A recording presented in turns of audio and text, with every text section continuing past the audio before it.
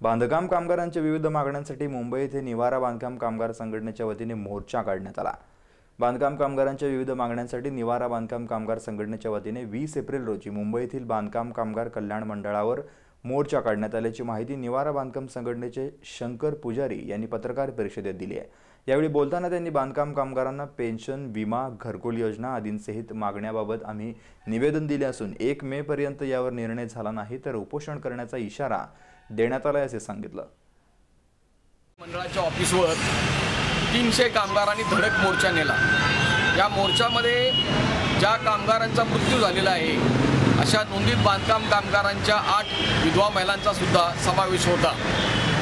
या मोर्चामध्ये ज्या मागण्या करण्यात आल्या त्याच्यामध्ये सर्व बांधकाम कामगारांना पेन्शन चालू करा, बांधकाम कामगारांच्या घर बांधणीसाठी 5 ते 7 लाख रुपये कर्ज द्या, बांधकाम कामगारांच्या विधवा महिलांना या कल्याणकारी मंडळाने घोषित केल्यानुसार 2 लाख रुपये आर्थिक मदत द्या।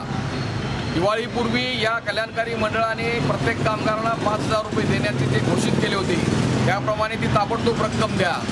आरोग्य विमा गेल्या ऑगस्ट महिन्यापासून बंद आहे, तो ताबडतोब चालू करा आणि जे कामगारांचे सर्व पेंडिंग अर्ज असतील ते मंजूर करा आणि बांधकाम कामगारांना अंत्योदय रेशन कार्ड्स द्या।